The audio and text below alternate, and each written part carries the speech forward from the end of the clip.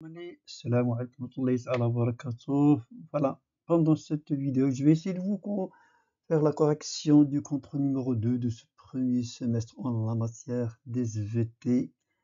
Ala barakatillah, et on va commencer par la restitution des connaissances. Alors ici, vous avez des propositions et vous avez des choix multiples. Essayez de voir quelle est là où les bonnes propositions concernant ces propositions que vous avez en bleu.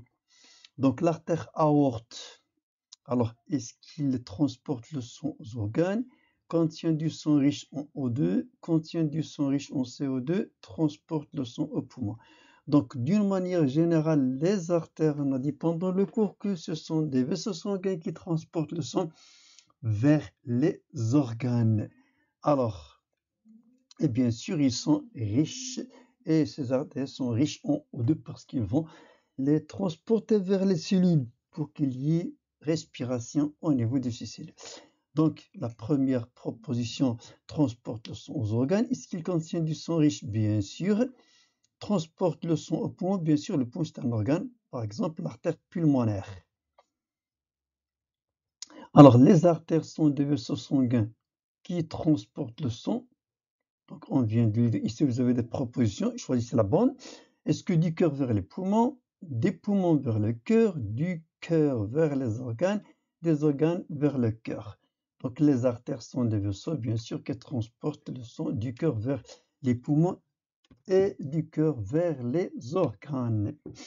Alors, la veine cave inférieure, donc il transporte le sang de la partie inférieure du corps. Donc, venu des organes, bien sûr, il est riche en dioxyde de carbone. Voilà. L'autre, alors les veines sont des vaisseaux sanguins qui transportent le sang. Donc, d'une manière générale, les veines, ils ramènent le sang des organes, bien sûr, riches en dioxyde de carbone, en déchets, vers le cœur. Donc, du cœur vers les poumons, non. Des poumons vers les cellules, non. Du cœur vers les organes, non. Donc, des organes vers le cœur. Votre proposition, lors de la systole ventriculaire, donc systole, c'est la contraction des ventricules, que va-t-il se passer pendant cette période-là? Est-ce que les valvules sont toutes ouvertes? Les auriculaires, c'est-à-dire les valvules auriculaires sont ouvertes, les artérielles ouvertes, ou bien les auriculoventriculaires, c'est-à-dire qui se trouvent entre les oreillettes et le ventricule. Alors quelle est la proposition qui est la vraie? Donc vous avez ici la proposition vraie, c'est les artérielles ouvertes, parce que lorsque les ventricules se contractent, ils vont exercer une pression sur le sang qui va passer dans l'artère pulmonaire et l'artère aorte, et les artérielles s'ouvrent. Donc ici, les échanges gazeux respiratoires se font au niveau des alvéoles, bien sûr, pas au niveau des artères, pas au niveau des veines, pas au niveau des ventricules. L'exercice suivant, alors en vous basant sur vos connaissances, trouvez les termes appropriés pour les suggestions suivantes. De lui part l'artère pulmonaire et à elle arrive la veine cave supérieure. C'est un intermédiaire entre le sang et les cellules. De lui part l'artère aorte. Donc vous devriez savoir la morphologie et l'anatomie du cœur, comme ça vous n'aurez aucun problème pour répondre à cette question-là. Voilà, je vous ai présenté ici normalement un cœur.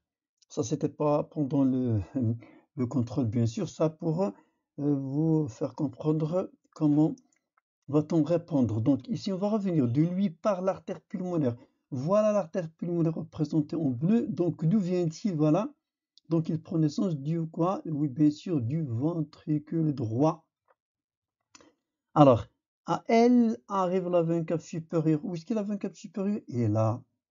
Donc voilà, à cette partie-là, c'est l'oreillette droite. Intermédiaire entre le sang et les cellules, bien sûr, c'est la lymphe interstitielle. De lui part l'artère aorte. Où est-ce que l'artère aorte? Il est là, le voilà. D'où vient-il? Voilà, il vient du ventricule gauche. Donc, mettre une croix devant chaque proposition juste. Au niveau des capillaires dans les organes se produit, au niveau des capillaires, attention, le transport d'oxygène du sang vers les cellules, bien sûr. Les cellules ont besoin d'oxygène. Le transport du dioxyde de carbone des cellules vers le corps, bien sûr, se produit en respiration cellulaire. Non, la respiration cellulaire se produit au niveau des cellules, pas au niveau des capillaires sanguins.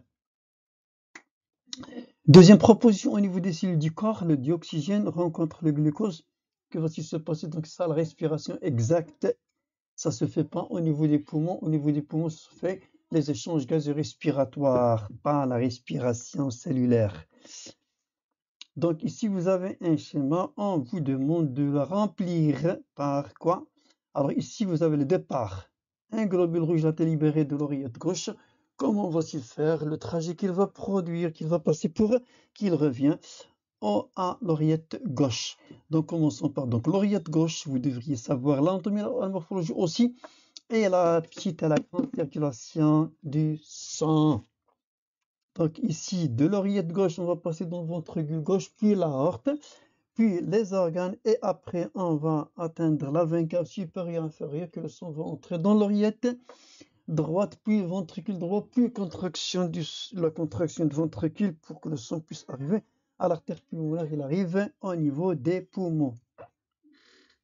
Alors on vous demande de déterminer les échanges que subit ce globule au niveau de l'alvéole pulmonaire au départ, c'est-à-dire il va prendre départ des alvéoles pulmonaires comme ça, ici d'un organe, par exemple un muscle qui va c'est-à-dire le départ.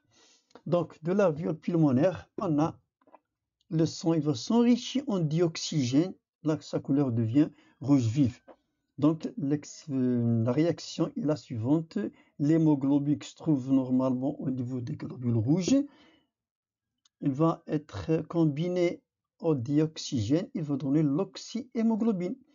Au niveau d'un organe, l'aide de départ, donc le muscle va utiliser le dioxygène,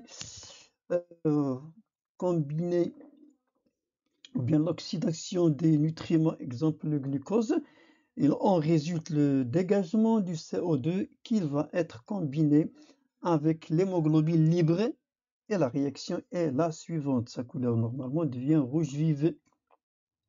Alors, on vous donne ici 3 schémas ABC et on vous demande de donner un titre à chaque dessin. Faites attention, donc c'est très simple.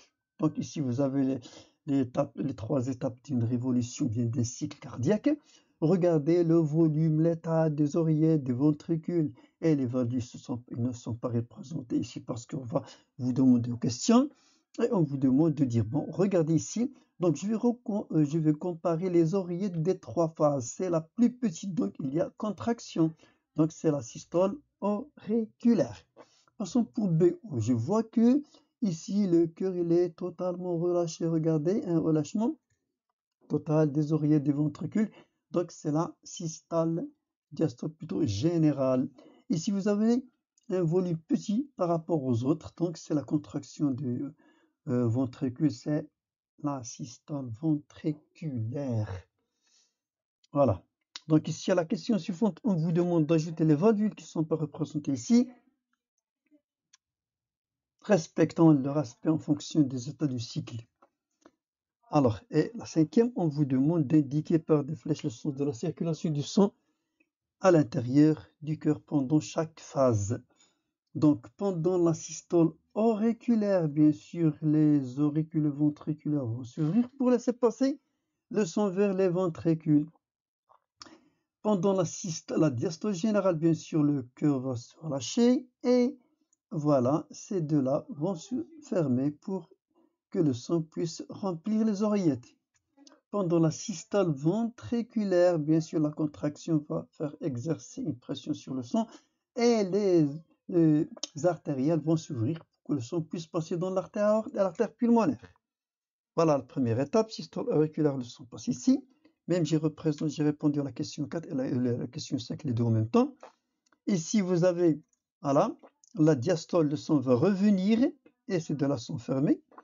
Et en fin de compte, vous avez ici la systole ventriculaire, contraction, le sang est chassé dans l'artère pulmonaire et l'artère aorte.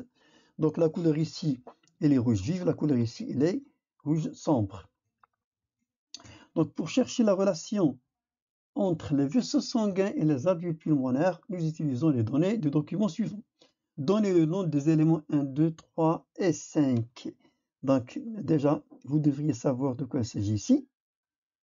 Alors ici, vous avez un capillaire sanguin et ces éléments-là, c'est quoi? Et globules blancs et globules rouges, le plasma, le liquide ou bien les cellules sanguines. Et vous avez ici un capillaire sanguin. Ici à l'intérieur, vous avez l'air alvéolaire. Deuxième question dans le même exercice, que représente ce schéma-là? Bien sûr, vous avez ici l'élément A, l'élément B, ça représente les gaz respiratoires, ainsi que les flux. Donc, c'est les échanges gazeux respiratoires au niveau des alvéoles pulmonaires. Alors, les lettres A et B représentent deux gaz respiratoires. Quel est le nom du gaz A? Vous avez ici la flèche qui part des globules rouges vers l'intérieur. Donc, c'est le gaz, le dioxyde de carbone. De B, normalement, direction de l'alvéole pulmonaire vers le son, donc c'est le dioxygène. Alors, quel est le gaz? On a répondu à cette question. Passons maintenant à la question numéro 3. De quelle couleur est l'élément 2 en présence du gaz A? Donc le gaz A, c'est le CO2, donc la couleur sera rouge foncé, parce qu'il est combiné au dioxyde de carbone. Oui. De quelle couleur est l'élément 2? Bien sûr, avec le gaz A, il est rouge. Et la couleur, il est rouge vive, parce qu'il est riche en dioxygène. Merci de votre attention. Je vous laisse comme toujours avec cette citation qui dit que beaucoup de ceux qui ont échoué n'ont pas réalisé qu'ils étaient aussi près du succès quand ils ont abandonné.